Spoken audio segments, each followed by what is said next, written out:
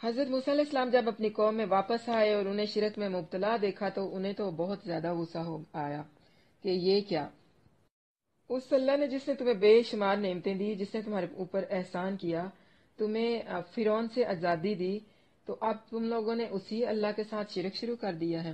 اور جب وہ پشیمان ہوئے اور انہوں نے دیکھا کہ بے شک وہ تو گمراہ ہو گئے ہیں، تو انہوں نے کہا یقیناً اگر ہمارے رب نے ہم پر رحم نہ کیا اور ہمیں نہ بخشا تو ہم ضرور ہی خسارہ پانے والوں میں سے ہو جائیں گے۔ یعنی جب حضرت موسیٰ علیہ السلام نے انہیں ڈانٹا اور انہیں بتایا کہ یہ تم لوگوں نے کتنا بڑا جرم کر لیا ہے کہ اللہ نے تمہیں نجات دی، تم پر اپنی نعمتیں کی اور تم نے اللہ کی ذات کے ساتھ شرک کر لیا ہے، تو پھر وہ بڑا شرمندہ ہوئے۔ اکثر ہوتا ہے نا کہ جب ہم لوگ شرمندہ ہوتے ہیں کسی چیز پر تو ہم تنہائی میں اس کا غصہ اس طرح سے بھی نکالتے ہیں، کبھی اپنے ہاتھوں کی انگلیاں کاٹ لی، کبھی دیوار پر مکہ دے مارا کہ یہ ہم نے ایسے کیوں کر لیا ہے۔ اس وقت یعنی کہ شرمندگی کی وجہ سے اپنا منہ بھی نیچے جھکا لیتے ہیں، اپنی گردنوں کو بھی نیچے جھکا لیتے ہیں اور پچھتاتے ہیں کہ یہ ہم سے کیا ہو گیا، ہم نے کتنی بڑی غلطی کر لی، اب ہم کیا کریں۔ تو پھر حضرت موسیٰ علیہ السلام نے ان سے کہا کہ اللہ تعالیٰ سے معافی مانگو، اللہ تعالیٰ سے توبہ کرو۔ اور جب موسیٰ علیہ السلام غصے سے برا ہوا افسوس کرتا ہوا اپنی قوم کی طرف واپس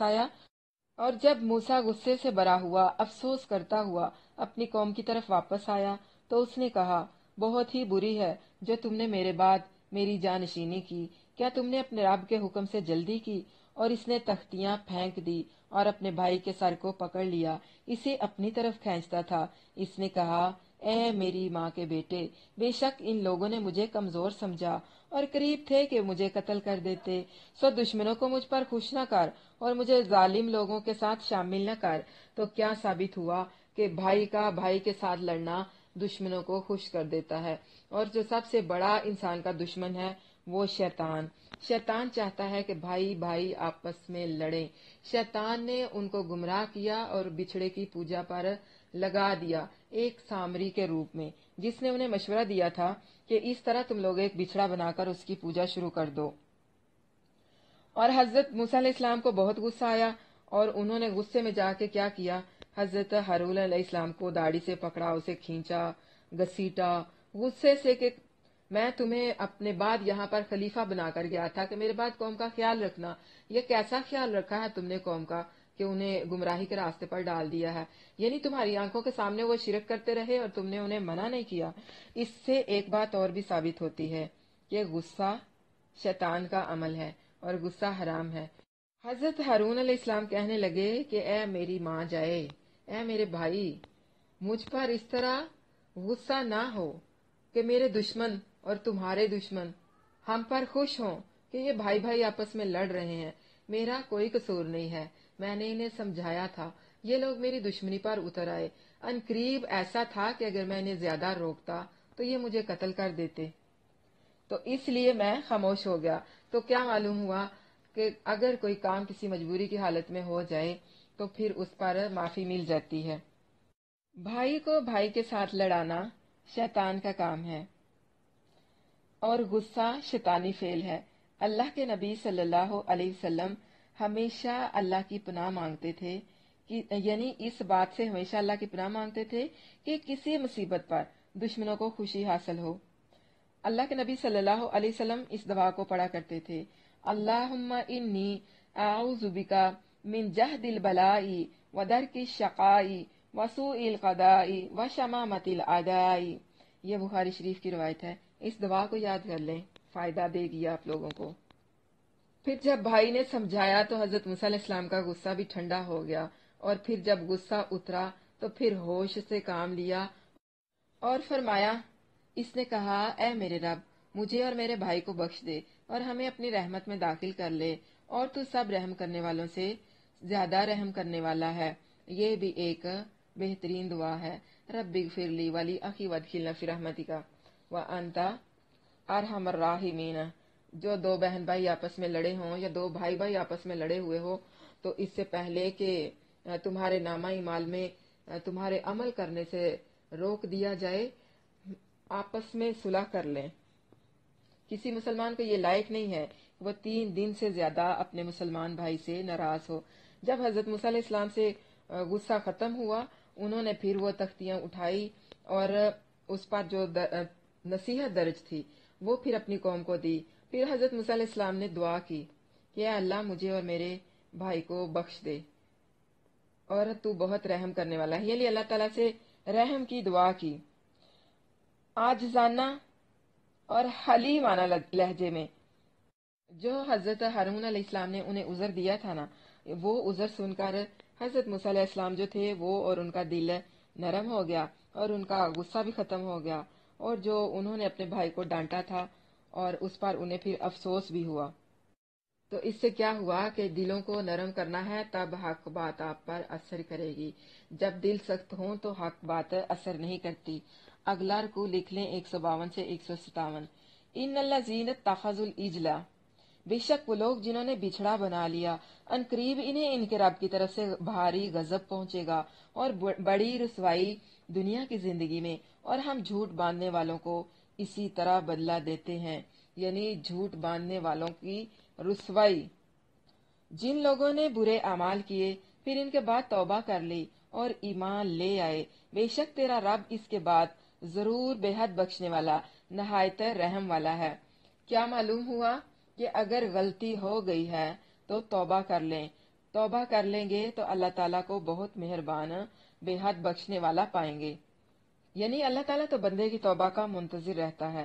اسی لیے کہتے ہیں کہ اگر کوئی برائی سرزد ہو جائے تو فوراً نیکی کر لیا کریں، کیونکہ نیکی برائی کو مٹا دیتی ہے۔ اور اس سے ایک بات اور بھی معلوم ہوتی ہے کہ خالص توبہ کے بعد ایمان اور اصلاح کے ساتھ زندگی گزارنے سے ہر گناہ معاف ہو جاتا ہے، خواہ وہ چھوٹا ہو یا بڑا۔ جس توبہ کے بعد عمل کی اصلاح نہ ہو اس عمل کے بارے میں تو کچھ نہیں کہا جا سکتا، یعنی عمل جو ہے نا وہ بھی درست کرنے ہیں، اپنے توبہ بھی کرنی ہے اور اصلاح بھی کر لینی ہے۔ ایسا نہیں کرنا کہ ادھر توبہ کی ادھر پھر گناہ کر لیا، ادھر توبہ کیا ادھر پھر گناہ کر لیا ہے۔ توبہ کرنی ہے اور آئندہ کے لیے اپنے اعمال کی اصلاح بھی کرنی ہے۔ اور جب موسیٰ کا غصہ خاموش ہو گیا تو اس نے تختیوں کو اٹھا لیا، اور ان کی تحریر میں ان لوگوں کے لیے ہدایت اور رحمت تھی جو صرف اپنے رب سے ڈرتے تھے۔ ہدایت کون لیتا ہے؟ جو اللہ سے ڈرتا ہے۔ اور موسیٰ نے اپنی قوم میں سے 70 آدمی ہمارے مقررہ وقت کے لیے چنے۔ پھر جب انہیں زلزلے نے آ پکڑا تو اس نے کہا، اے میرے رب، اگر تو چاہتا تو انہیں اس سے پہلے ہلاک کر دیتا اور مجھے بھی۔ کیا تو نے ہمیں اس کی وجہ سے ہلاک کر دیا جو ہم میں سے بے وقوفوں نے کیا ہے؟ یہ نہیں ہے مگر تیری آزمائش، جس کے ساتھ تو گمراہ کرتا ہے جسے چاہتا ہے اور ہدایت بخشتا ہے جسے چاہتا ہے۔ تو ہی ہمارا پروردگار ہے، سو ہمیں بخش دے اور ہم پر رحم کر، اور تو بخشنے والوں میں سب سے بہتر ہے۔ ایک اور خوبصورت دعا آ گئی، دعا پڑھتی ہوں، آمین کہتے جائیے گا۔ ربنا فاغفر لنا وارحمنا، اے اللہ ہمیں معاف کر دے اور ہم پر رحم کر۔ وانت خیر الغافرین، تو سب بخشنے والوں میں سے بہتر ہے۔ اب قوم شرمندہ ہو گئی ہے۔ حضرت موسیٰ علیہ السلام نے اللہ کے حکم سے 70 آدمی لیے تاکہ وہ کوہ طور پر جائیں اور اللہ تعالیٰ کے سامنے گڑ گڑائیں، عاجزی کریں، توبہ کریں، تاکہ اللہ تعالیٰ ان کے گناہ کو معاف کر دے جو ان سے شرک کی صورت میں سرزد ہو گیا تھا۔ اب وہاں جا کر بھی کوہ طور پر ایک عجیب ہی ماجرا ہو گیا، یعنی کہ وہ سب کے سب ایک زلزلے سے ہلاک کر دیے گئے۔ کیوں کر دیے گئے اس کا اگلی آیت میں آپ لوگوں کو انشاءاللہ پتہ چل جائے گا۔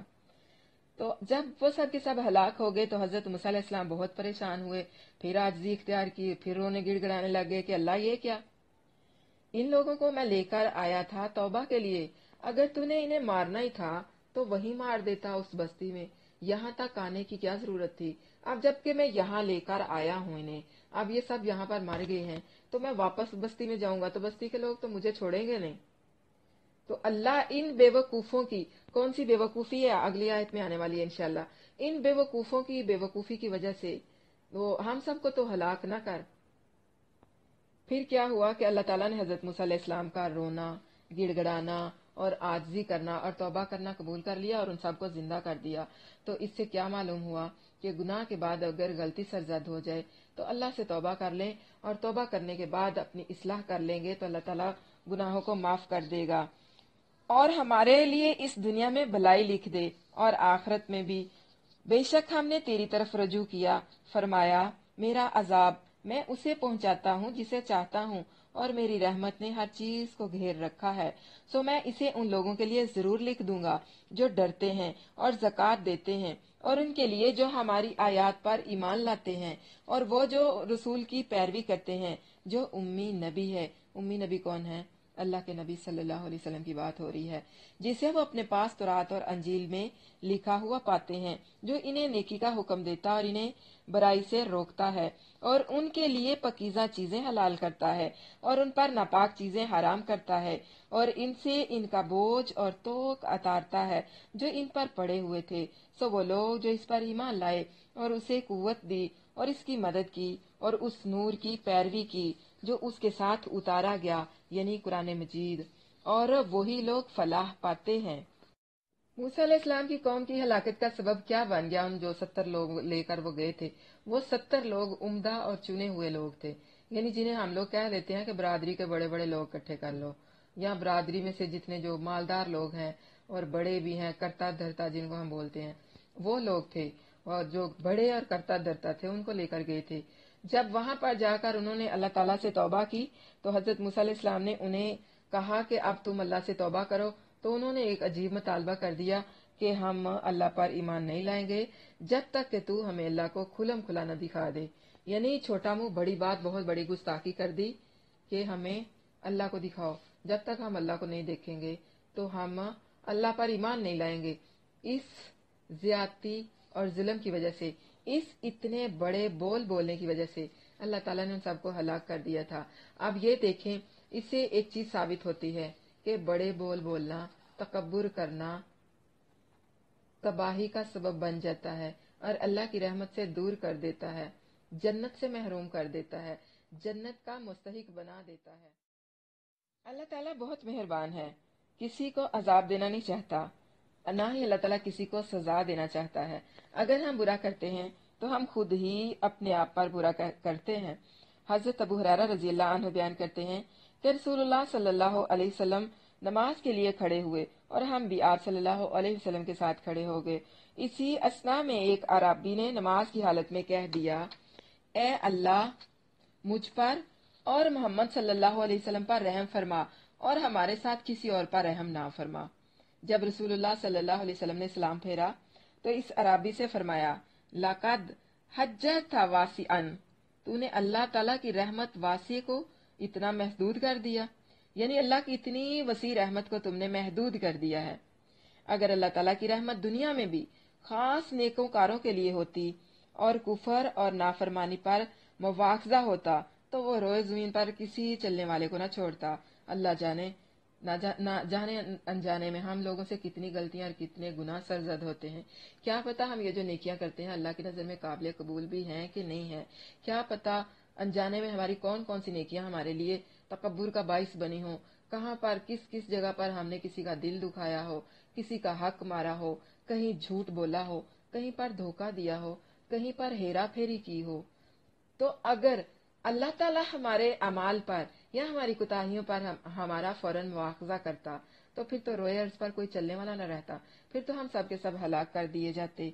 ये अल्लाह की रहमत है कि अल्लाह ताला ने तौबा का मौका दिया। रसूलुल्लाह सल्लल्लाहु अलैहि वसल्लम ने फरमाया, बेशक अल्लाह ताला ने 100 रहमत पैदा फरमाई, इसमें से एक रहमत जिन्नों इंस यानी जानवरों और जहरीले सांपों और कीड़ों में उतारी। इसी के साथ वो एक दूसरे पर शफकत और एक दूसरे पर रहम करते हैं और इसी के साथ वहशी जानवर अपने बच्चों पर शफकत करते हैं। और 99 रहमतें अल्लाह ताला ने मौखर कर रखी हैं, यानी अपने पास रखी हैं, जिनके साथ वो अपने बंदों पर रहम फरमाएगा। अल्लाह ताला की रहमत जो है ना वो बहुत वसी है। इसमें तमाम कफार भी शामिल हैं, अबलीस समेत, यानी ये जो अबलीस है ना इस समेत तमाम काफिर शामिल है इसमें, क्योंकि कुल्लु शैइन, इसमें सब के सब दाखिल हैं, छोटे बड़े, मुनकर, शिरक करने वाले, ना मानने वाले, और फरमाया कि मैं अपनी रहमत सिर्फ उन लोगों पर लिखूंगा जो डरते हैं, यानी तकवा इख्तियार करते हैं, अल्लाह ताला से डरते हैं। नबी उम्मी, अल्लाह के नबी सल्लल्लाहु अलैहि वसल्लम की बात की गई है, यानी उस जमाने में मेरी रहमत के खास तौर पर मुस्तहिक वो लोग हैं। इस आयत में रसूलुल्लाह सल्लल्लाहु अलैहि वसल्लम की 9 सिफात मज़कूर हैं। एक है उम्मी, जो पढ़ना लिखना ना जानता हो। यह अल्लाह के नबी सल्लल्लाहु अलैहि वसल्लम का खास मोजज़ा है कि आपने अनपढ़ होने के बावजूद कमाल का इल्म पाया था, जो अलूम नबूवत, कुरान मजीद और हदीस की शक्ल में मौजूद हैं। इन्हें ही पढ़कर अरब जैसी अनपढ़ कौम दुनिया की इंतहाई तलीम याफ्ता और महजब तरीन कौम बन गई थी। ये जो सारी चीजें थी ना, अल्लाह के नबी सल्लल्लाहु अलैहि वसल्लम के मतलब के अल्लाह के नबी आएंगे, कुरान भी उतरेगा, ये सारी चीजें ना तौरात और अंजील के अंदर मौजूद थी। लेकिन बुरा हो उन लोगों का कि उन्होंने इन आयात को बदल दिया या छुपा लिया या फिर उनके मायने बदल लिए। यानी जिन जिन आयात में अल्लाह के नबी सल्लल्लाहु अलैहि वसल्लम की आमद की बिशारत थी ना, उन आयात को ही उन्होंने बदल दिया, फिर उनके मायने बदल दिए। युहिल्लु लहुम तय्यिबात, यानी उन पर वो चीजें हलाल करता है, तय्यब चीजें उन पर उनके गुनाहों की वजह से हराम कर दी गई थी, या उन्होंने खुद अपने ऊपर हराम कर लिया, जैसे कि खंजीर का गोश्त खाना और शराब पीना, वो इन्हें हराम करार देते हैं। तो मालूम हुआ कि जो चीज शरीयत ने हलाल करार दी है वो तय्यब है, और जिस चीज से शरीयत ने मना कर दिया है वो नापाक और खबीस है।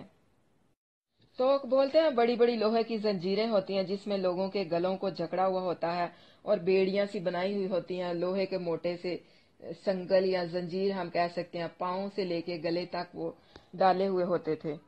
तो ये जो गुलामी का दौर होता है ना, ये गुलामी भी एक इसी तरह का बहुत बदतरीन तौक होती है। यानी इससे मुराद है खुद साख्ता पाबंदियां जो उनके उलमा ने उन पर लगा रखी थी, या उनकी अवाम ने जो रसूम खुद अपने आप पर लाजिम कर रखी थी। मसलन के हाइजा को खाने पीने में अलग कर देना है, उसकी रहाइश भी अलग कर देना है, जैसा कि मुसलमानों में नसरानियों और हिंदुओं की देखा देखी।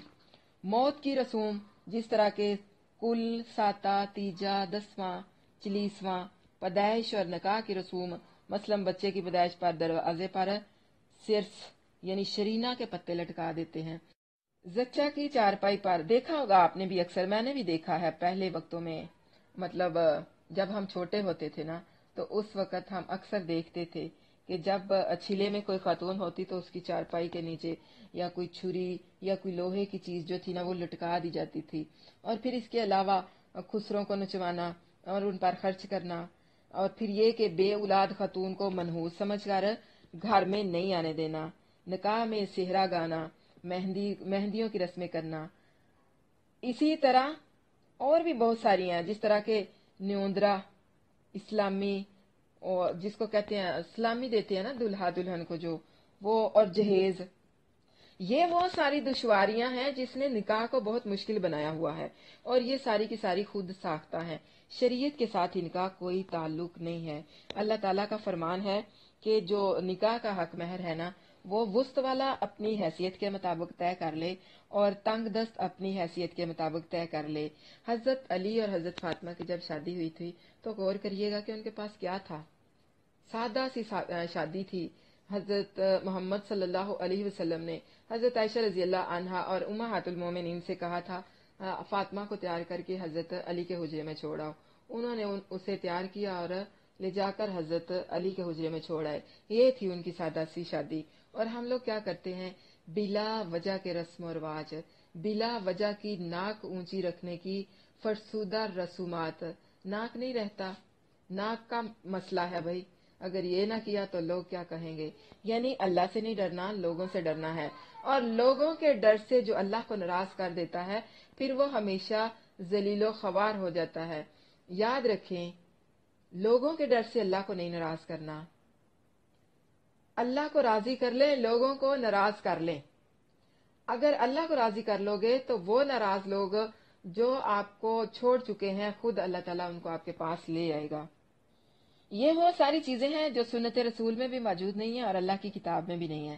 اسی طرح اللہ بہتر جانتا ہے کہ پیغمبروں کی گستاخی کرنے والے، حتیٰ کہ انہیں قتل تک کر دینے والی امت، اس کے احبار اور رہبان، انہوں نے کتنی حلال چیزوں کو حرام اور حرام کو حلال قرار دے دیا ہوگا، اور ختم اور میت اس کو بخشوانے وغیرہ کے جو کام ہیں ایصال ثواب کے لیے کیے جاتے ہیں، قرآن خوانی کی جاتی ہے، لوگوں کو، محلے کی خواتین کو، مدرسوں کے مولویوں کو بلوا کر قرآن پڑھایا جاتا ہے، دعا کروائی جاتی ہے، یعنی کہ دعا بھی خود نہیں کرنی، دعا کروانے کے لیے بھی دوسروں کو بلانا پڑتا ہے کہ مدرسے سے مولوی کو بلوا لیں یا بچوں کو بلوا لیں یا کسی باجی کو بلا لیں، وہ آ کے دعا کر دے اور ایک ایک سپارہ پڑھ دو تاکہ ہماری بخشش کا سامان بن جائے۔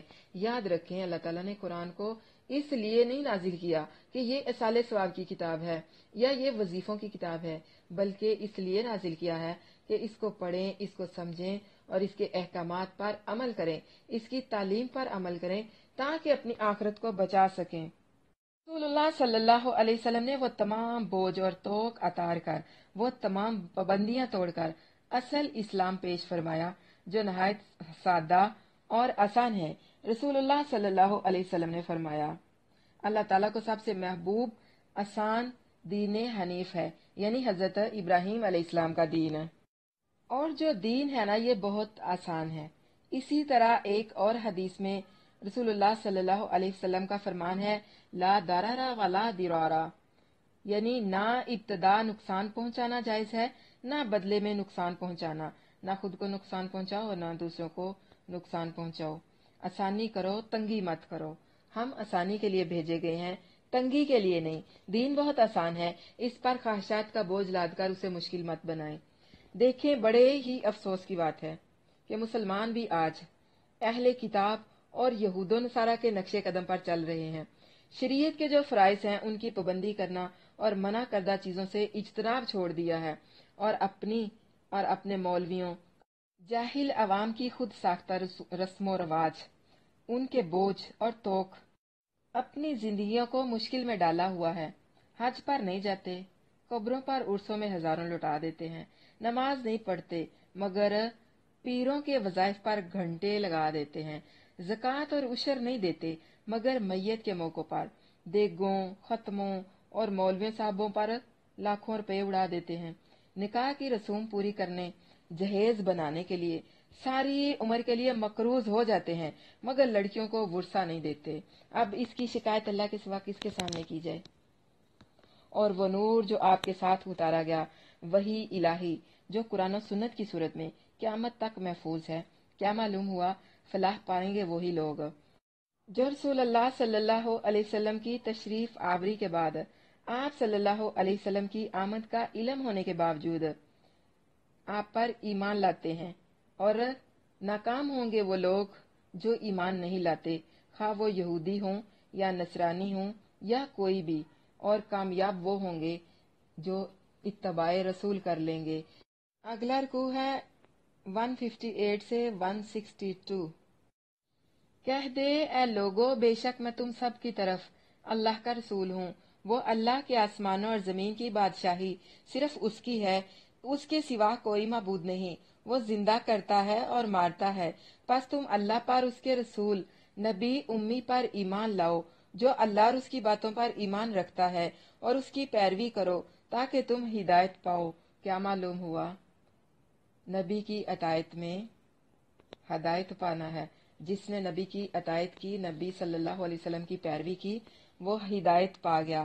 اور موسیٰ کی قوم میں سے کچھ لوگ ہیں جو حق کے ساتھ رہنمائی کرتے اور اسی کے ساتھ انصاف کرتے ہیں، اور ہم نے انہیں 12 قبیلوں میں تقسیم کر دیا جو کئی گروہ تھے۔ یہ اللہ تعالیٰ کا ڈسپلن ہے۔ اور ہم نے موسیٰ کی طرف وحی کی جب اس کی قوم نے اس سے پانی مانگا کہ اپنی لاٹھی اس پتھر پر مار، تو اس میں سے 12 چشمے پھوٹ نکلے۔ بلا شبہ سب لوگوں نے اپنے پانی پینے کی جگہ معلوم کر لی، اور ہم نے ان پر بادل کا سایہ کیا اور ان پر من اور سلوہ اتارا۔ کھاؤ ان پاکیزہ چیزوں میں سے جو ہم نے تمہیں عطا کی، اور انہوں نے ہم پر ظلم نہیں کیا، اور لیکن وہ اپنے آپ پر ہی ظلم کرتے تھے۔ اور جب ان سے کہا گیا اس بستی میں رہو اور اس میں سے جہاں چاہو کھاؤ اور کہو بخش دے اور دروازے میں سجدہ کرتے ہوئے داخل ہو تو ہم تمہارے لیے تمہاری خطائیں معاف کر دیں گے، ان قریب ہم نیکی کرنے والوں کو زیادہ دیں گے۔ کیا معلوم ہوا؟ نماز پڑھنا، سجدہ کرنا، اللہ تعالیٰ کے سامنے عاجزی اور انکساری کا اظہار کرنا، اللہ تعالیٰ سے بخشش مانگنا، توبہ مانگنا، اس سے اللہ تعالیٰ ساری خطائیں جو ہیں، ساری غلطیاں، گناہ جو ہیں وہ معاف کر دیتے ہیں، اور پھر اللہ تعالیٰ نیکی کرنے والوں کو اس کا بہت زیادہ اجر دیتے ہیں۔ تو ان میں سے جنہوں نے ظلم کیا انہوں نے بات کو اس کے خلاف بدل دیا جو ان سے کہی گئی تھی، تو ہم نے ان پر آسمان سے ایک عذاب بھیجا اس وجہ سے کہ وہ ظلم کرتے تھے۔ کیا معلوم ہوا کہ حق بات کو جھٹلانا، رسولوں کی نافرمانی کرنا اللہ تعالیٰ کے عذاب کو دعوت دیتا ہے۔ پہلے جتنے بھی انبیاء آئے تھے ان کی شریعت مخصوص قوموں تک تھی، لیکن رسول اللہ صلی اللہ علیہ وسلم امی نبی جن کو کہا گیا ہے، ان کی شریعت تا قیامت رہے گی، اور ان کے بعد کوئی نبی نہیں اور قرآن کے بعد کوئی کتاب نہیں، یعنی قیامت تک اللہ کے نبی صلی اللہ علیہ وسلم کی شریعت اور قرآن باقی رہے گا، اور جو کوئی نبوت کا دعویٰ کرے گا وہ جھوٹا ہوگا۔ یعنی میری رسالت تمام دنیا کے لوگوں کے لیے اور قیامت تک کے لیے ہے، اللہ کے نبی صلی اللہ علیہ وسلم کا فرمان ہے۔ سب کی طرف جمیعہ، سب کی طرف، یہ بات ظاہر کرتی ہے کہ اللہ کے نبی صلی اللہ علیہ وسلم تمام امت کے لیے آئے ہیں۔ اس کا مفہوم صاف یہ بات ظاہر کرتا ہے، اور مجھے ہدایت کا پیغام پہنچانے والا، یعنی مجھے ہدایت کا پیغام دے کر کس نے بھیجا ہے؟ جو زمینوں اور آسمان کا بادشاہ ہے، یعنی اللہ تعالیٰ، اور وہ اکیلا ہی عبادت کا حقدار ہے، زندگی اور موت کا مالک بھی وہی ہے۔ اب مجھ پر ایمان نہ لانے کی صورت میں اپنا انجام سوچ لو۔ رسول اللہ صلی اللہ علیہ وسلم کی تا قیامت تمام قوموں کے لیے رسول ہونے کا ذکر اللہ تعالیٰ نے اور بھی کئی جگہ پر فرمایا ہے۔ جب ہم جائیں گے آگے آگے پڑھتے بھی جائیں گے، سورۃ سبا میں بھی آئے گا، سورۃ فرقان میں بھی آئے گا، اور سورۃ احزاب میں بھی آئے گا۔ پچھلی آیت میں اور اس میں اللہ کے نبی صلی اللہ علیہ وسلم کی وصف یعنی امی ہونے کا ذکر کیا تھا، اور قرآن مجید میں بھی کئی مقامات پر نبوت سے پہلے آپ صلی اللہ علیہ وسلم کے ان پڑھ ہونے اور پہلی کتابوں اور ایمان کی حقیقت سے بالکل بے خبر ہونے کو کئی جگہ بیان فرمایا ہے۔ فرمایا آپ اس سے پہلے نہ لکھنا جانتے تھے اور نہ پڑھنا، یہ سورۃ العنکبوت میں فرمایا ہے، اور اسی طرح سورۃ ہود میں بھی فرمانے باری تعالیٰ ہے، یہ غیب کی خبروں سے ہیں، اس سے پہلے انہیں نہ آپ جانتے تھے نہ آپ کی قوم، اور فرمایا آپ وہی سے پہلے نہیں جانتے تھے کہ کتاب کیا ہے اور نہ یہ کہ ایمان کیا ہے۔ اسی طرح فرمایا آپ کو امید تک نہ تھی کہ آپ کو کتاب عطا کی جائے گی، سورۃ قصص میں ہے یہ۔ کئی لوگوں پر تعجب ہوتا ہے کہ وہ قرآن کو مانتے ہیں پھر بھی کہتے ہیں کہ نبی صلی اللہ علیہ وسلم پیدا ہونے سے پہلے ہر چیز کا علم رکھتے تھے، پھر آپ کا خاص وصف امی جو ہے اس کا کیا ہوگا کہ بالکل ان پڑھ شخص دنیا کے تمام پڑھے لکھے فلسفی اور دوسرے علوم میں کمال رکھنے والوں کا استاد کیسے بن گیا؟ یعنی اس سے ظاہر ہوا کہ نہ تو اللہ کے نبی صلی اللہ علیہ وسلم نور تھے، نہ ہی فرشتے تھے، نہ ہی آپ صلی اللہ علیہ وسلم غیب کا علم رکھتے تھے۔ اگلا رکوع نوٹ کر لیں، 163 163 سے 171 تک۔ قوم موسیٰ کے بارے میں کچھ مزید معلومات، اور ان سے اس بستی کے بارے میں پوچھ جو سمندر کے کنارے پر تھی، جب وہ ہفتے کے دن میں حد سے تجاوز کرتے تھے، جب ان کی مچھلیاں ان کے ہفتے کے دن سر اٹھائے ہوئے ان کے پاس آتی، اور جس دن ان کا ہفتہ نہ ہوتا وہ ان کے پاس نہ آتی تھی۔ اس طرح ہم ان کی آزمائش کرتے تھے اس وجہ سے کہ وہ نافرمانی کرتے تھے۔ یعنی اب دیکھیں، جب حق آتا ہے ہم حق کو تسلیم کرتے ہیں یا ہم دین کے راستے پر چلتے ہیں تو آزمائش آتی ہے۔ آزمائش کس لیے آتی ہے؟ تاکہ کھرے اور کھوٹے کو الگ کیا جا سکے، خاص اور عام کو الگ کیا جا سکے، منافق اور مخلص کی پہچان ہو جائے۔ उन लोगों को अजाब या मौत या हलाकत बंदर इसलिए नहीं था बनाया कि उन लोगों ने शिकार किया था, उन्होंने मछलियां पकड़ ली थी, बल्कि इसलिए उन्हें जलीलो ख्वार किया गया था, उन्हें खंजीर और बंदर बनाया गया था कि उन्होंने अल्लाह के हुक्म की नाफरमानी की थी। अब जिस तरह से देखें हजरत आदम अलैहिस्सलाम ने नाफरमानी की तो उनसे जन्नत का शाही लिबास उतार दिया गया, उन्हें जन्नतों से निकाल दिया गया। और इसी तरह जो कौम भी अल्लाह ताला की नाफरमानी करती है, आप देख लें कौम नूह, आद, समूद, उन्होंने अल्लाह ताला की नाफरमानियां की तो अल्लाह ताला ने उनको तबाह बर्बाद कर दिया और एक के बाद उसकी जगह पर दूसरी कौम ले आए। उन्होंने नाफरमानी की, उसे तबाह किया तो अगली कौम को ले आए। आप अल्लाह से दुआ करें और ये भी कि अल्लाह का हुक्म मानना है, अल्लाह ताला की फरमाबरदारी करनी है। ऐसा ना हो कि हमारी दास्तां भी ना हो दास्तानों में। आजमाइश इसी तरह आती है ना, जब कोई पसंदीदा चीज इंसान के सामने हो और उसे कहा जाए कि तुमने इसे खाना नहीं है। जिस तरह के हम रोजे में भी ईमान की आजमाइश होती है कि कौन अल्लाह ताला का हुक्म मानता है। रोजा रख के हमारे सामने अनवाओ इकसाम की तरह तरह की चीजें होती हैं, हत्ता के बीवियां भी मौजूद होती हैं, लेकिन अल्लाह के हुक्म से हम रुके रहते हैं कि जब तक अल्लाह हुक्म नहीं देगा नहीं खाना। आप देखें कि अगर आप लोग हीले बहाने से कहो कि मैंने हांडी में नमक चखना है और इस बहाने से 2-4 लुकमे मुंह में डाल लो, तो ये हीला बहाना हो जाएगा ना हराम को हलाल करने का। तो इसी तरह इन हफ्ते वालों ने किया, उन पर मछलियां उनका पकड़ना हफ्ते के दिन मना था, यानी हफ्ते के दिन की वो ताजीम करते थे। तो उसी दिन को उनकी आजमाइश बनाया गया कि इस दिन आप लोगों ने मछलियां नहीं पकड़ना। और फिर अल्लाह का करना ऐसा हुआ कि आजमाइश होती है तो फिर इसी तरह होता है। हफ्ते वाले दिन मछलियां आती और बाकी दिनों में मछलियां नहीं आती थी। तब उनमें से हर कौम में कुछ लोग ऐसे होते हैं ना जो हीले बहानों से हराम को हलाल करने की कोशिश करते हैं। फिर उन्हीं लोगों में से कुछ लोगों ने ऐसे करना शुरू कर दिया, दूसरों को मशवरे देना शुरू कर दिए कि हम इस तरह करते हैं, तकरीब कारियां यानी मकरो फरेब करना शुरू कर दिया। वो ऐसा करते, उन्होंने अपने हौज और तालाबों और समंदरों और दरियाओं के करीब खालियां खोद ली और आगे उनके हौज बना दिए। अब मछलियां खालियों के जरिए हौज में जाके गिर जाती और फिर उनसे वापस ना निकला जाता। और ये लोग फिर अगले दिन जाकर उन मछलियों को पकड़ लेते और फिर कहते क्या कि हमने हफ्ते वाले दिन तो नहीं पकड़ी, हमने ततवार को पकड़ी है, हमने तो सोमवार को पकड़ी है। लेकिन इन्नमल अमालु बिन्नियात, हीला बहाना। उनकी इसी नाफरमानी की वजह से उन लोगों को खंजीर और बंदर बना दिया गया था। बहुत सारे मुसलमान भी ऐसे हैं जो इस्लाम के फराइज से जान छुड़ाने के लिए कई किस्म के हीले बहाने आजाद कर लेते हैं।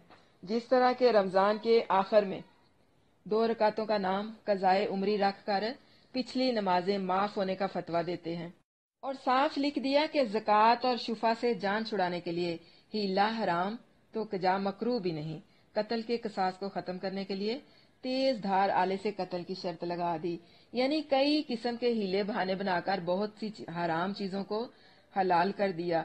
जिस तरह के शराब को नबीज का नाम दे दिया। अल्लाह ताला कहते हैं हम इसी तरह आजमाते हैं, और जो अल्लाह के हुक्म से इनकार कर देते हैं वो कौन होते हैं? फासिक। तो क्या मालूम हुआ कि जिस शख्स को हलाल रोजी ना मिले और हराम आसानी से मिले तो लाजिम है कि वो उसे अल्लाह ताला की तरफ से आजमाइश समझ ले। अगर हराम का मुर्तकिब हो जाएगा तो वो रोजी उसके लिए वबाले जान बन जाएगी, और अगर सब्र करेगा और हराम से बचकर इम्तिहान में कामयाब हो जाएगा तो फिर उसके लिए अल्लाह ताला के पास बहुत सारे इनामात हैं, और अल्लाह ताला दुनिया में भी अजर देगा और आखिरत में भी।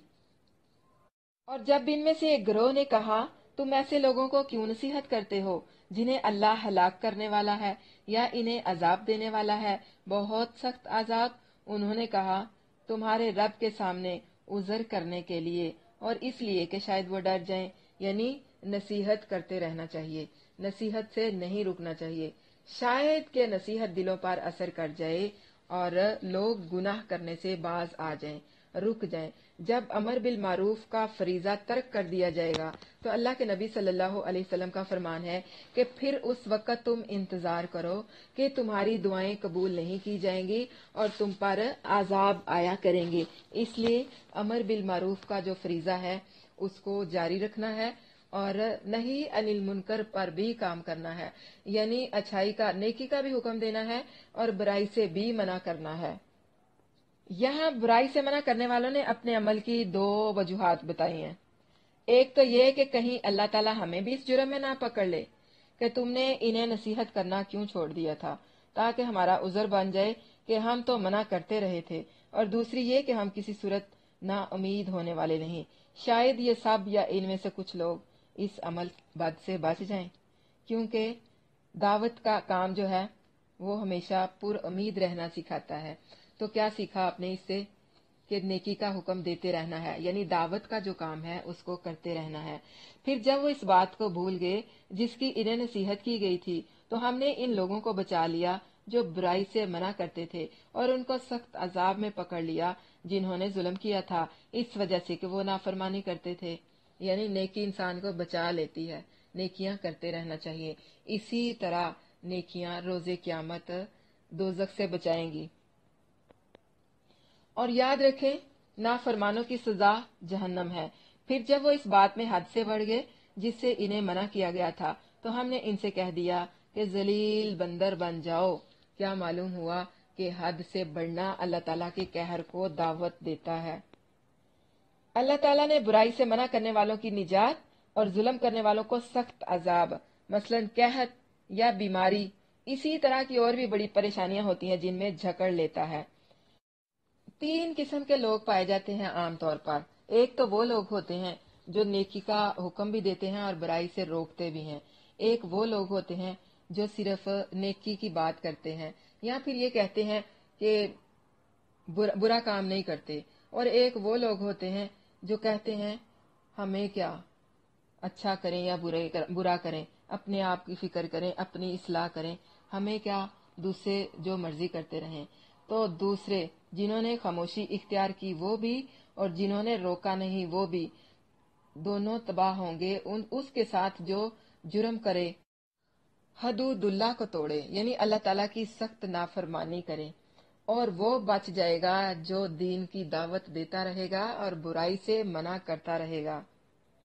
اور یہی گروہ جو ہے حزب اللہ کا گروہ ہوگا۔ تو کوشش کریں کہ اللہ کا گروہ بن جائیں۔ اور جب تیرے رب نے صاف اعلان کر دیا کہ وہ قیامت کے دن تک ان پر ایسا شخص ضرور بھیجتا رہے گا جو انہیں برا عذاب دے۔ بہت سادہ اور صاف سی بات کی گئی ہے اس میں کہ اگر ہم لوگ برے عمل کریں گے تو ہماری بدعمالیوں کی وجہ سے ہم پر برے حکمران آ جائیں گے، یعنی جس طرح کے ہم ہوں گے اسی طرح کے ہمارے حکمران۔ ہم پر اللہ تعالیٰ ایسے بڑے لوگوں کو بھیجتا رہے گا جو ہماری زندگی جو ہے اس کو حرام کر دیں گے، ہمارا جینا ہمارے لیے مشکل بنا دیں گے، یعنی سب کچھ ہوتے ہوئے بھی ہم غلامانہ زندگی بسر کریں گے۔ اور جب تیرے رب نے صاف اعلان کر دیا کہ وہ قیامت کے دن تک ان پر ایسا شخص ضرور بھیجتا رہے گا جو انہیں برا عذاب دے، بے شک تیرا رب یقیناً بہت جلد سزا دینے والا ہے، اور بے شک وہ یقیناً بے حد بخشنے والا نہایت رحم والا ہے۔ بار بار ہمیں یہ احساس دلایا جاتا ہے کہ گناہ سرزد ہو جائے تو توبہ کر لیں، اللہ بہت بخشنے والا ہے، مہربان ہے۔ بار بار ہمیں اللہ تعالیٰ کی رحمت اور اس کی بخشش کی امید دلائی جا رہی ہے، اور ہم نے انہیں زمین میں مختلف گروہوں میں ٹکڑے ٹکڑے کر دیا۔ انہی میں سے کچھ نیک تھے اور ان میں سے کچھ اس کے علاوہ تھے، اور ہم نے اچھے حالات اور برے حالات کے ساتھ ان کی آزمائش کی تاکہ وہ باز آ جائیں۔ نا اتفاقی، یعنی جب کوئی قوم اللہ تعالیٰ کے حکم کو نہیں مانتی تو پھر اس قوم کے اندر نا اتفاقی پیدا ہو جاتی ہے، اور لوگ گروہ گروہ ٹکڑوں میں بانٹ جاتے ہیں، کوئی سنی بن گیا، کوئی وہابی بن گیا، کوئی بریلوی بن گیا، کوئی شیعہ بن گیا۔ ان میں سے کچھ نیک ہیں، یعنی وہ جو نبی کریم صلی اللہ علیہ وسلم پر ایمان لے آئے، یا جیسے وہ لوگ جنہوں نے ہفتے کے روز مچھلی کے شکار کرنے سے منع کیا تھا، یعنی ان لوگوں کو روکا تھا، اور کچھ ان کے علاوہ یعنی نیک نہیں بلکہ شریر اور بدکار، جیسے کہ سود، رشوت اور دوسرے طریقوں سے حرام کھانے والے لوگ، اور انبیاء تک کو قتل کر ڈالنے والے، اور نبی کریم صلی اللہ علیہ وسلم کو پہچاننے کے باوجود آپ صلی اللہ علیہ وسلم کی مخالفت کرنے والے۔ اور ہم آزمائیں گے، یعنی آزمائش ہوگی، کس لیے کہ وہ باز آ جائیں کبھی راحت آرام دیا اور کبھی تکلیف میں ڈال دیا، اسی طرح کبھی خوشحالی دے دی اور کبھی غریبی اور فقیری طاری کر دی۔ کس لیے؟ تاکہ وہ باز آ جائیں، یعنی اپنے گناہوں کی معافی مانگ لیں۔ پھر ان کے بعد ان کی جگہ نالائق جانشین آئے جو کتاب کے وارث بنے۔ وہ اس حقیر دنیا کا سامان لیتے اور کہتے ہمیں ضرور بخش دیا جائے گا، اور اگر ان کے پاس اس جیسا اور سامان آ جاتا تو اسے بھی لے لیتے۔ کیا ان سے کتاب کا عہد نہیں لیا گیا تھا کہ اللہ پر حق کے سوا کچھ نہ کہیں گے، اور جو کچھ اس میں تھا پڑھ بھی لیا تھا، اور آخری گھڑی ان لوگوں کے لیے بہتر ہے جو ڈرتے ہیں۔ تو کیا تم نہیں سمجھتے؟ نالائق جانشین جو کتاب اللہ کے وارث بنے، یعنی انہوں نے اسے پڑھا، اس کا علم حاصل کیا، اور اس میں موجود حرام اور حلال اور امر اور نہیں پوری طرح اس سے جب آگاہی حاصل کر لی تو پھر بھی اس کا اثر قبول نہ کیا بلکہ اس کی مخالفت ہی کرتے رہے۔ کس لیے؟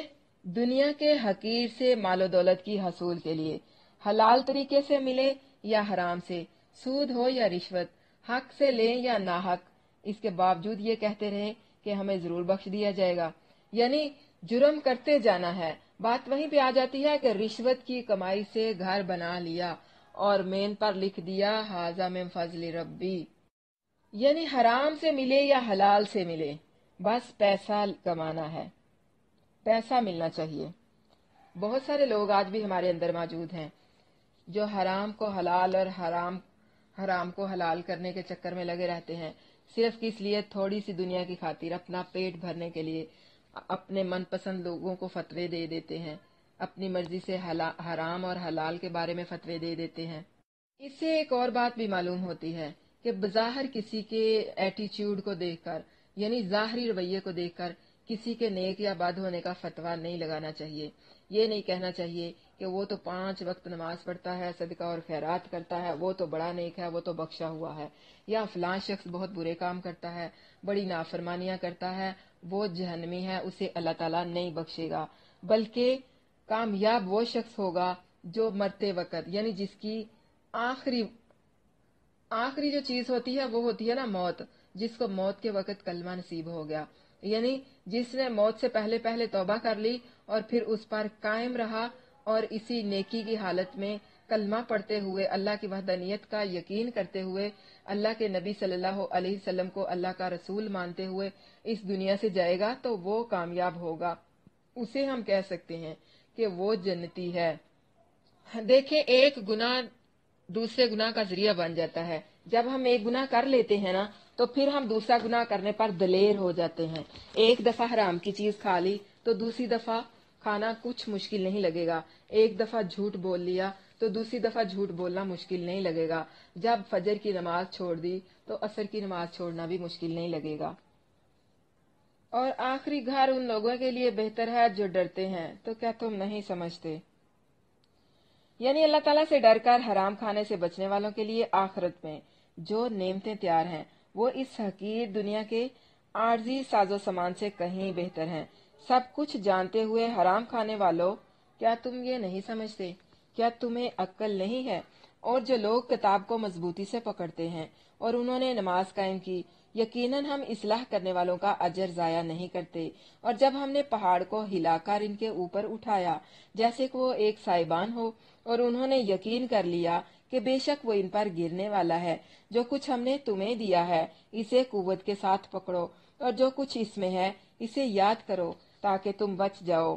اس میں بھی وہ بنی اسرائیل کے واقعے کا ذکر ہے نا، جب کوہ طور کو ان کے سروں پر اٹھا کر مسلط کر دیا گیا تھا کہ یہ جو تورات یہ تمہیں دی گئی ہے کتاب، اس کو مضبوطی سے پکڑو، اس کے احکامات کو آپ نے ماننا، اور اس میں موجود اللہ کے نبی صلی اللہ علیہ وسلم کے بارے میں جو جو باتیں تھیں ان پر ایمان لانا ہے۔ اگلا رکوع نوٹ کر لیں، 172 سے 181، 172 سے 181 تک، وعدہ الست سے کرنا، یعنی جو وعدہ الست ہے اس کے بارے میں بات ہوگی یہاں پر۔ اور جب تیرے رب نے آدم کے بیٹوں سے ان کی پشت میں سے ان کی اولاد کو نکالا اور انہیں خود ان کی جانوں پر گواہ بنایا، کیا میں واقعی تمہارا رب نہیں ہوں؟ انہوں نے کہا، کیوں نہیں، ہم نے شہادت دی، ایسا نہ ہو کہ تم قیامت کے دن کہو بے شک ہم اس سے غافل ہیں۔ या ये कहो कि शिरक तो हमसे पहले हमारे बाप दादा ही ने किया था और हम तो इनके बाद एक नस्ल थे, तो क्या तू हमें इसकी वजह से हलाक करता है जो बातिल वालों ने किया। और इसी तरह हम आयात को खोलकर बयान करते हैं और ताकि वो पलट आएं और इन्हें इस शख्स की खबर पढ़कर सुना जिसे हमने अपनी आयात अता की, तो वो इनसे साफ निकल गया। फिर शैतान ने इसे अपने पीछे लगा लिया तो वो गुमराहों में से हो गया। और अगर हम चाहते तो उसे इनके जरिए बुलंद कर देते, मगर वो जमीन की तरफ चिमट गया और अपनी ख्वाहिश के पीछे लग गया। तो उसकी मिसाल कुत्ते की मिसाल की तरह है, अगर तो उस पर हमला करे तो जबान निकाले हाँफता है, या इसे छोड़ दे तो भी जबान निकाले हाँफता है। ये इन लोगों की मिसाल है, अस्तगफिरुल्लाह, ये इन लोगों की मिसाल है जिन्होंने हमारी आयत को झुटलाया। सो तू ये बयान सुना दे ताकि वो गौर व फिक्र करें। देखें, अल्लाह के कुरान को झुटलाना, अल्लाह के फरमान को झुटलाना और कुरान की अहकामात को समझते हुए उसे झुटला देना, उसे ना मानना, नाफरमानी करना, उसकी मिसाल किसके साथ दी गई है? कुत्ते की मिसाल, यानी उस कुत्ते की मिसाल जिस पर हमला कर दिया जाए तो वो हाँफने लगता है, उसको छोड़ दिया जाए तब भी वो हाँफता है, यानी जबान बाहर लटकाए हुए हाँफ रहा है। किस लिए? अल्लाह ताला कह रहा है इनको बताओ, मिसाल देकर बताओ इन्हें कि उन लोगों की मिसाल क्या है, ताकि ये गौर फिक्र करें, इसको अपनी आज की आयत तदब्बुर बना लें। आपने इस आयत पे गौर फिक्र करना है। बुरे हैं वो लोग मिसाल की रूह से जिन्होंने हमारी आयत को झुटलाया और अपनी ही जानों पर जुल्म करते रहे। क्या मालूम हुआ? अल्लाह की आयत को झुटलाना, अल्लाह के अहकाम को झुटलाना, अल्लाह पर कुछ भी ज्यादती नहीं, बल्कि हमारी अपनी जानों पर ही ज्यादती है। यानी जुल्म अल्लाह पर नहीं, खुद हम अपनी जानों पर जुल्म करते हैं। जिसे अल्लाह हिदायत दे सो वही हिदायत पाने वाला है, और जिसे गुमराह कर दे सो वही खसारा उठाने वाले हैं। क्या मालूम हुआ कि असल हदायत अल्लाह ही की हदायत है। अल्लाह जिसको सिरात मुस्तकीम पर चला दे वही सीधा रास्ता है। कोई किसी को दूसरे सिरात मुस्तकीम पर नहीं चला सकता। मतलब अल्लाह की तरफ से जो हदायत है, असल हिदायत वही है। और बिलाशुबा यकीनन हमसे बहुत से जिन और इंसान जहन्नम ही के लिए पैदा किए हैं। इनके दिल हैं जिनके साथ वो समझते नहीं, और इनकी आंखें हैं जिनके साथ वो देखते नहीं, और इनके कान हैं जिनके साथ वो सुनते नहीं। ये लोग जानवरों जैसे हैं, बल्कि ज्यादा भटके हुए। आप देखें, जो अल्लाह ताला की आयत को झुटलाते हैं, अल्लाह ताला के अहकामात को नहीं मानते, हालांकि अल्लाह ताला ने बहुत खोल खोल कर हर चीज को वाजे कर दिया है, अपनी आयत को खोल खोल कर फेर फेर कर हर तरह से बयान कर दिया है ताकि वो समझें। लेकिन जो इनकार कर देते हैं कौन है? आंखें रखने के बावजूद वो लोग अंधे हैं, कान रखने के बावजूद वो लोग बहरे हैं, दिल रखने के बावजूद वो लोग दिलों से आरी हैं, सख्त दिल हैं, मोहर दिल, यानी जिनके दिलों पर जंग लगा हुआ है कि वो अल्लाह की आयत को ना सुनते हैं ना समझते हैं। उनकी मिसाल किस तरह की है?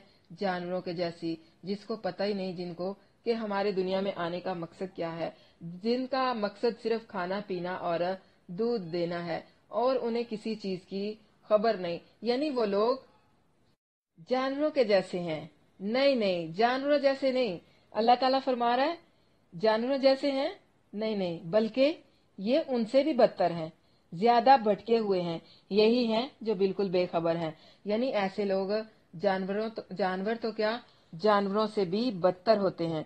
अल्लाह ताला ने इन्हें दिल, आंखें और कान इसलिए दिए कि वो उनसे फायदा उठाकर अपने अल्लाह को पहचाने, कायनात और अपनी जात में उसकी निशानियों का मुशाहदा करें, हक की बात गौर से सुने और उसे कबूल करें। मगर जब उन्होंने इनसे फायदा नहीं उठाया तो वो जानवरों की तरह बल्कि इनसे भी ज्यादा भटके हुए साबित हुए, क्योंकि अल्लाह ताला ने जानवरों की तबीयत में जो तकाजे रखे हैं, जिसका मकसद ये है कि वो पैदा हुए हैं, वो बखूबी अपना काम पूरा कर रहे हैं। खाना खाना है और दूध देना है और गोश्त मुहैया करना है, सो वो कर रहे हैं।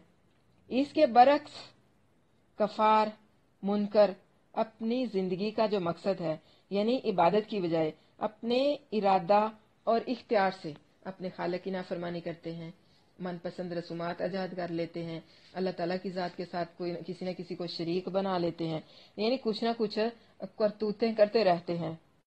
یہی ہیں جو بالکل بے خبر ہیں، یعنی اپنے مقصد حیات سے غافل ہیں اور مرنے کے بعد کی زندگی اور جواب دہی سے بالکل فکر نہیں ہے۔ اللہ اور رسول اللہ صلی اللہ علیہ وسلم کو پہچاننا اور ان کے احکام کو سیکھنا ہر شخص پر فرض ہے۔ اگر کوئی ایسا نہیں کرے گا تو وہ جہنم میں جائے گا۔ اور سب سے اچھے نام اللہ ہی کے ہیں، سو اسے ان کے ساتھ پکارو اور ان لوگوں کو چھوڑ دو جو ان کے ناموں کے بارے میں سیدھے راستے سے ہٹتے ہیں۔ انہیں جلد ہی اس کا بدلہ دیا جائے گا جو وہ کیا کرتے تھے۔ اور ان لوگوں میں سے جنہیں ہم نے پیدا کیا کچھ لوگ ایسے ہیں جو حق کے ساتھ رہنمائی کرتے اور اسی کے ساتھ انصاف کرتے ہیں۔ حضرت عبداللہ بن مسعود رضی اللہ عنہ بیان کرتے ہیں، جس شخص کو جب بھی کوئی فکر یا غم لاحق ہو جاتا ہے اور وہ یہ دعا کرے تو اللہ تعالیٰ اس کا ہر غم اور اس کی ہر فکر کو دور کر دیتا ہے۔ آپ سے عرض کیا گیا، یا رسول اللہ صلی اللہ علیہ وسلم، ہم اسے سیکھ نہ لیں؟ فرمایا، جو بھی اسے سنے اس کو سیکھ لینا چاہیے۔ وہ دعا کون سی ہے؟ میں اس کا ترجمہ پڑھ دیتی ہوں۔ یا اللہم انی عبدکا وابن عبدکا وابن اماتکا ناسیتی بیدک ماضٍ فی حکمک عدل فی قضاؤک اسألک بکل اسم هو لک سمیت به نفسک او علمتہ احدا من خلقک او انزلنہ فی کتابک۔ میں انشاءاللہ آپ کو یہ پوری دعا بھیج دیتی ہوں۔ اے اللہ، بے شک میں تیرا بندہ ہوں، تیرے بندے کا بیٹا ہوں اور تیری بندی کا بیٹا ہوں۔ میری پیشانی تیرے ہاتھ میں ہے، تیرا فیصلہ مجھ پر نافذ ہے، تیرا فیصلہ میرے بارے میں عین انصاف ہے۔ میں تیرے ہر نام کے وسیلے سے، جسے تو نے خود اپنا نام رکھا ہے یا اسے اپنی مخلوق میں سے کسی کو سکھایا ہے یا اپنی کتاب میں نازل کیا ہے یا تو نے اسے علم غیب میں اپنے پاس رکھنے کو ترجیح دی ہے، میں تجھ سے یہ سوال کرتا ہوں کہ تو قرآن کو میرے دل کی بہار، میرے سینے کا نور، میرے غم کا ازالہ اور میرے فکر کو دور کرنے کا ذریعہ بنا دے۔ تو ساری بولیں آمین۔ اس مبارک دعا میں اللہ تعالیٰ کے تمام اسماء کے واسطے سے دعا کی گئی ہے، اور یہ اس بات کی واضح دلیل ہے کہ اللہ تعالیٰ کے نام صرف 99 تک ہی محدود نہیں ہے۔ حدیث شفاعت میں مذکور ہے کہ رسول اللہ صلی اللہ علیہ وسلم کو جب اللہ تعالیٰ کے ہاں حاضری کی اجازت ہوگی، آپ صلی اللہ علیہ وسلم سجدے میں گر جائیں گے تو اس وقت آپ اللہ تعالیٰ کی ایسی حمد و ثنا کریں گے جو صرف اسی وقت اللہ تعالیٰ آپ کو سکھائے گا۔ ہر امت میں کچھ حق پرست ہوتے ہیں اور کچھ باطل پرست۔ ہر امت میں کچھ لوگ ہوتے ہیں جو ہمیشہ نیکی کی دعوت دیتے ہیں اور برائی سے روکتے ہیں۔ تو اب اگلا رکوع شروع کرنے سے پہلے ہم پہلے ذرا آ جائیں ادھر وعدہ الست کی طرف کہ وعدہ الست کیا ہے۔ آیت نمبر 172۔ یہاں تک رسولوں اور کتابوں کے ذریعے سے بنی آدم کی ہدایت کا جو انتظام فرمایا اس کا ذکر کیا گیا۔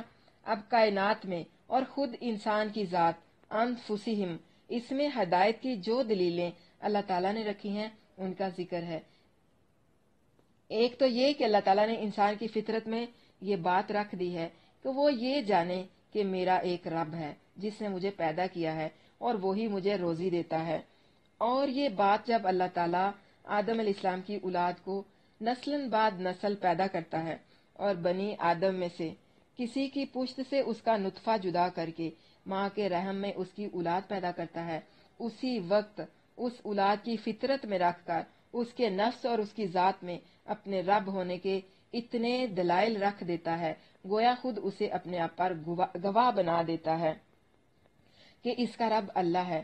گویا وہ پیدا ہی اسلام پر ہوتا ہے کہ کائنات میں اس بات کی شہادت کافی ہے کہ اس کا ایک رب ہے، جیسا کہ اللہ تعالیٰ نے فرمایا سورۃ حامیم سجدہ میں، ان قریب ہم انہیں اپنی نشانیاں دنیا کے کناروں اور ان کے نفسوں میں دکھلائیں گے، یہاں تک کہ ان کے لیے واضح ہو جائے کہ یقیناً یہی حق ہے۔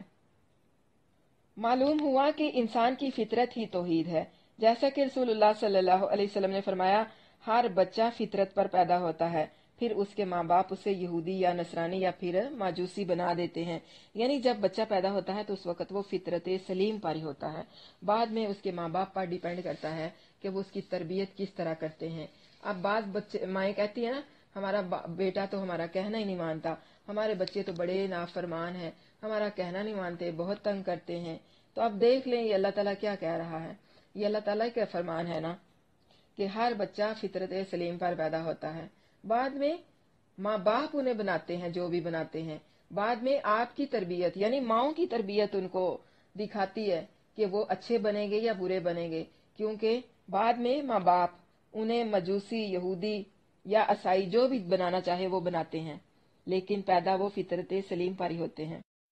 عہد الست یعنی وعدہ الست کہ میں تمہارا رب نہیں ہوں، جو اللہ تعالیٰ نے آدم علیہ السلام کی پشت سے تمام اولاد آدم کو نکال کر ان سے لیا، جو عموماً عہد الست کے نام سے مشہور ہے. وہ عبداللہ بن عباس اور دوسرے صحابہ رضی اللہ عنہم سے بھی منقول ہے. حضرت ابن عباس رضی اللہ عنہ فرماتے ہیں کہ اللہ تعالیٰ نے نمان یعنی عرفہ میں حضرت آدم علیہ السلام کی پشت سے میثاق یعنی عہد و پیمان لیا. اس کی پشت سے تمام اولاد جو اللہ تعالیٰ نے پیدا کرنی تھی نکالی اور اس کے آگے بکھیر دی. پھر ان سے آمنے سامنے بات کی اور فرمایا الستو بربکم، کیا میں واقعی تمہارا رب نہیں ہوں؟ انہوں نے کہا بلا، کیوں نہیں، ہم نے شہادت دی، ایسا نہ ہو کہ قیامت کے دن تم کہو ہم اس سے غافل تھے. اسی طرح اللہ کے نبی صلی اللہ علیہ وسلم نے جب دین مکمل کیا تھا تو گواہی دی تھی الیوم اکملتکم. یہ والی جب آیت پڑھی تھی تو ساتھ آپ صلی اللہ علیہ وسلم نے صحابہ کرام سے اس پر تصدیق بھی کروائی تھی کہ کیا میں نے آپ کو اللہ کا پیغام پہنچا دیا؟ تو سب نے کہا تھا کہ آپ نے پیغام پہنچا دیا. اپنی نفسوں پر انہوں نے خود گواہی دی، اور گواہ کو وہ بات یاد ہونی چاہیے جس کی گواہی اس نے دینی ہے، جبکہ وہ عہد کسی کو یاد ہی نہیں. مطلب کہ ہم لوگوں نے یہ عہد اللہ تعالیٰ سے کیا تھا پیدا ہونے سے پہلے کہ وہ ہمارا رب ہے، اور وہی عہد ہم لوگ بھول گئے ہیں. البتہ انسان کے نفس اور کائنات میں اللہ تعالیٰ کی ربوبیت اور توحید کے دلائل کا وہ خود فطری گواہ بھی ہے. یہ الگ بات ہے کہ گندے عقیدوں والوں کے ساتھ مل کر اس کی فطرت پر پردہ پڑ گیا ہے. اگر کوئی کہے کہ بے شک آدم علیہ السلام کی پشت سے نکلتے وقت کیا عہد ہوا ہمیں یاد نہیں، مگر پیغمبروں کا اس میثاق کو یاد کرا دینا ہی کافی ہے. اگلا رکوع نوٹ کر لیں 182 سے 188.